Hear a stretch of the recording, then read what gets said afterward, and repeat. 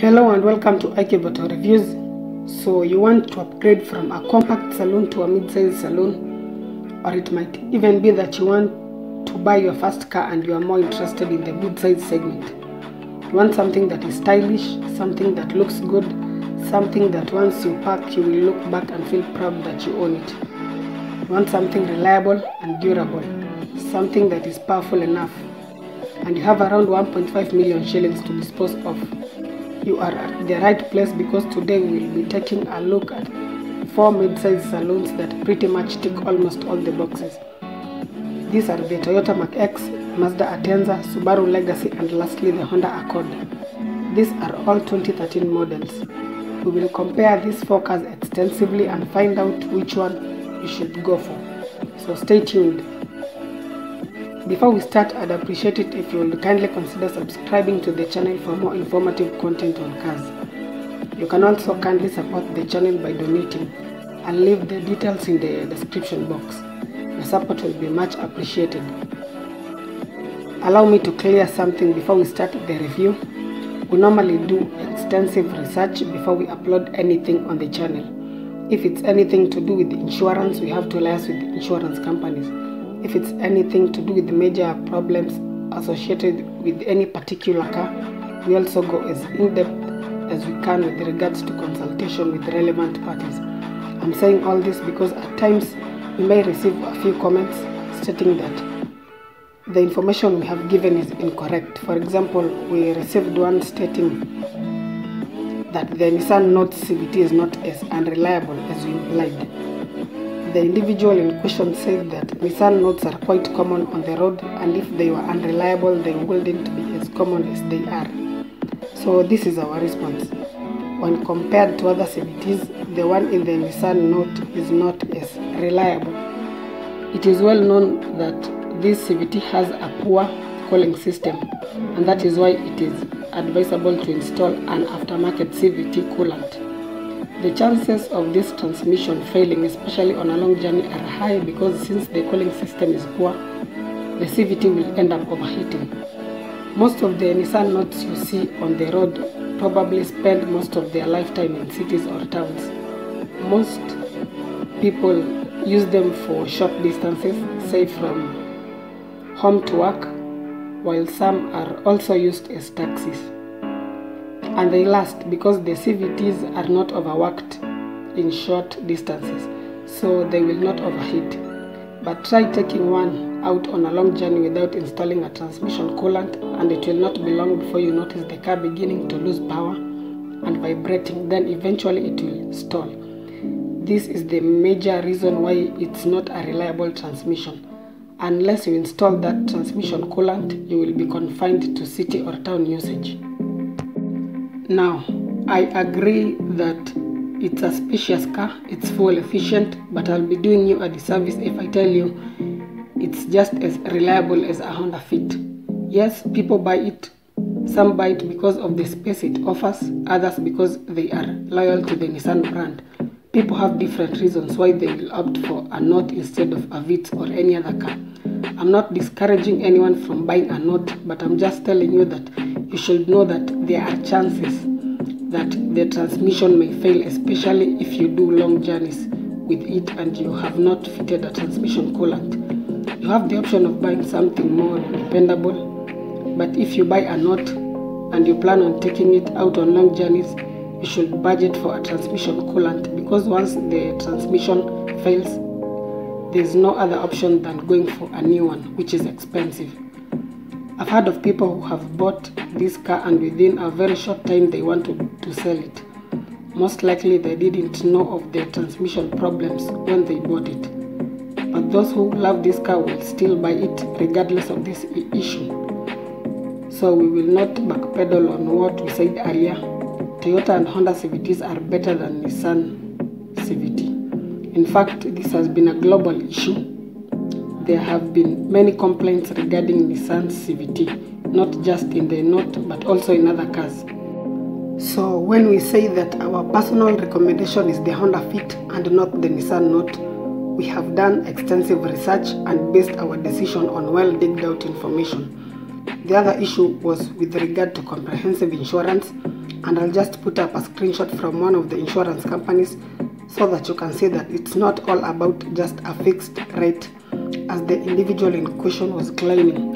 There are other factors that they consider in calculating the comprehensive insurance to be charged on a particular car, and these factors vary from vehicle to vehicle.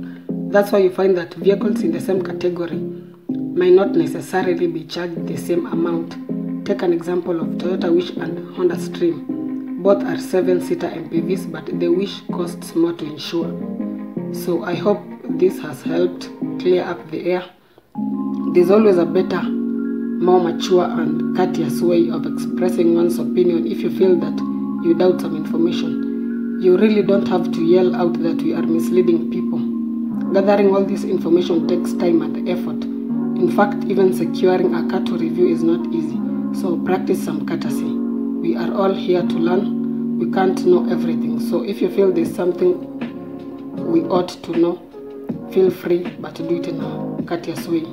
That said, let's now move on into the review. All the 4 mid-size cars we will be taking a look at today are all Japanese cars and are also available in estate versions except the Mark X, which has an MPV variant, but the 2 cars share very minimal components. So as usual, let's begin with the figures. You can get a Legacy from around 1.25 million, the Mark X from around 1.4 million, the Atenza from around 1.3 million, and lastly the Accord from around 1.2 million. These prices will depend on the mileage, the features, as well as the overall condition of the vehicle. The more the features, the higher the price you will pay. The lesser the mileage, the higher the price you will pay. Let's move on to the insurance costs. The third party is 7,000 shillings across the board, while for the comprehensive insurance, expect to pay around 44,000 shillings per annum for the Legacy, 64,000 shillings per annum for the Mark X, 48,000 shillings for the Atenza, and around 57,000 shillings for the Accord. In terms of the engine options, there are 3 for the Legacy: a 2.5 litre 4-cylinder engine, a 2.5 litre turbo, and a 3.6 litre V6. All-wheel drive is standard like in most other Subarus, which is a strong selling point. There are also 3 transmission options: a 5-speed torque converter automatic, a 6-speed manual, and a CVT. Moving on to the Mark X, it's pretty straightforward. There's a 2.5 litre V6 and a much more powerful 3.5 litre V6. It's available in either rear-wheel drive or all-wheel drive. A 6-speed torque converter automatic is the only transmission available. The Mazda Atenza has 3 options: a 2 litre 4-cylinder petrol engine, a 2.5 litre petrol engine, and a 2.2 litre diesel engine. It's available in front-wheel drive only and has 2 transmission options: a 6-speed manual and a 6-speed torque converter automatic. Lastly, you can get the Accord with a 2 litre 4-cylinder petrol engine, a 2.4 litre, as well as a 2.2 litre diesel. A 6-speed manual and a 5-speed torque converter automatic are the transmission options on offer. It's only available in front-wheel drive. Before we move on to fuel consumption, let's talk about these engines a bit. I don't think there is any major issue worth pointing out in any of these engines. They are very reliable. Just give them the proper maintenance and they will serve you for a long time. In our opinion, the best engine to go for in the Subaru Legacy is the 2.5 litre naturally aspirated, because it strikes a good balance between power and fuel efficiency. You will not have to worry about any turbo, like in the 2.5 litre turbo. The 3.6 litre V6 churns out lots of power and it's indeed fast, but then you will compromise on fuel efficiency. And if anything goes wrong in that engine, working on it will cost more because it's more complex than the 4-cylinder 2.5 litre. Moving on to the Mark X, our pick is the 2.5 litre V6. It's got enough power for overtaking maneuvers and also returns decent fuel efficiency figures. The 3.5 is quite thirsty and also heavy, to the point that braking can be a slight challenge if you are moving at a high speed. When it comes to the Atenza, we are almost torn apart because all these 3 engines are very impressive. The 2-liter is powerful enough for daily use. Take it out on the highway and it will still perform very well. It's not anemic at all. It returns good fuel efficiency figures as well. The 2.5 liter is the most powerful of the three, and it also has impressive figures with regards to fuel efficiency. Lastly, if you're inclined towards diesels, the 2.2 liter diesel option is very torquey and is also the most fuel efficient. I don't think you can go wrong with any engine here, but our pick of the range is the 2.5 liter petrol engine. Now when it comes to the Honda Accord, it's the same story as the Mazda Atenza. All the three engine options will not disappoint. Honda engines are known to be very reliable and durable. These engines will more than exceed your expectations. The 2.4 petrol engine is the most powerful and also returns decent fuel economy. So it's our pick of the range.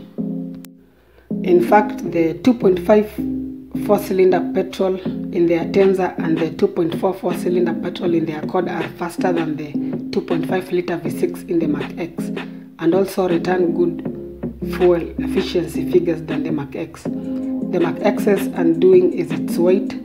It's quite heavy compared to these other 4-cylinder cars. So now let's move on to fuel consumption. The 2.5 liter in the Legacy will give around 13 kilometers per liter. The 2.5 turbo will give around 9 kilometers per liter.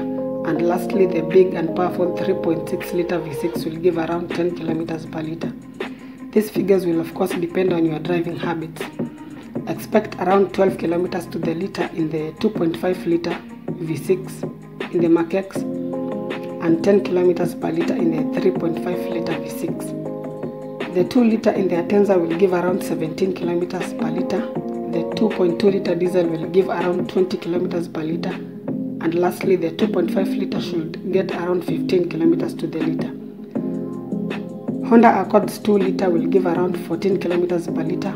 The 2.4 around 12.5 kilometers per liter. And the 2.2 liter diesel around 15 kilometers per liter. The Subaru Legacy's fuel tank is 65 liters, the Mach-X's is 71 liters, the Atenza's is 62 liters, and the Accord's is 65 liters. Moving on to service costs, expect to spend around 10,000 shillings on the Legacy for the minor service, which should be done after every 5,000 kilometers. The Mach-X's minor service will set you back at around 12,000 shillings after every 5,000 kilometers. The Mazda Atenza and the Honda Accord's minor service on the petrol engines can be done after 10,000 kilometers, but I think to be safe, just do the service between 5,000 to 8,000 kilometers. It will cost around 10,000 shillings to service each of these cars. The diesel engines should be serviced after every 5,000 kilometers. Moving on to the weight, the Legacy weighs around 1,530 kilograms. The Mach-X around 1,550 kilograms. The Atenza is the lightest, weighing in at around 1,430 kilograms. And lastly, the Accord at 1,540 kilograms. So the Mach-X is the heaviest car here. So now let's quickly look at some of the optional features you can get in each car. You can get the Subaru Legacy with the sunroof, eyesight system, a navigation system, smart start, leather seats, paddle shifts, alloy rims, cruise control, and a reverse camera. The Mach-X can come with features such as a sunroof, daytime running lights, an infotainment system, cruise control, backup camera, alloy rims, wood trim, leather seats, paddle shifts, fog lights, smart start, as well as electric seats. The Mazda Atenza can come with features such as leather seats, sunroof, infotainment system, cruise control, paddle shifts, i-stop, smart start, electric seats, and a Bose audio system. Lastly, the Accord can also come with a plethora of options such as an automatic tailgate, a cold storage space in the front armrest, rear AC vents, parking sensors, navigation, memory, power driver's seat, and a sunroof. So these cars can come very well equipped, especially the top of the range variants. Finally, let's talk about the looks, and I think in that regard the Mazda Atenza nails it, both in the wagon or saloon. It really looks good. Looks are subjective, but most people will agree that this car looks nice. The Mark X, on the other hand, tends to look a bit aggressive compared to the Accord and Legacy, which are basic in terms of the exterior design. Basic designs always tend to age well than more extravagant designs. Moving on into the interior, being mid-size cars, they are all spacious at both the front and second rows. The seats are very comfortable even on long journeys. The Mark X's second row is a bit compromised in terms of foot space thanks to the big transmission tunnel, so the passenger in the middle will not be so comfortable. Everything is well laid out in all these interiors. There's little or nothing to complain about. The build quality is good, so there should be no rattles while driving. I tend to think that the Mazda Atenza and Honda Accord feel more composed and responsive on the road compared to the Subaru Legacy, which feels more stable thanks to the all-wheel drive system. The Mark X, on the other hand, is a comfortable cruiser, but as I said earlier, its slight shortcoming is its braking, especially if you are doing high speeds. There's no bad car here. I think the best thing to do is to go personally and test drive each car and find out which one you will like more. They are all very reliable, very durable. They pack in adequate power and are very stable on the road. You can very easily get to 180 kilometers per hour without noticing. That's how much stable they are. So which one will you go for? Let me know in the comment section. We think we are torn apart between the Mazda Atenza and the Honda Accord, but personally my pick is the Atenza in estate version. So thank you for watching. I hope this has been helpful. For any inquiries or comments, feel free to reach us via email or WhatsApp. Stay safe. See you in the next video.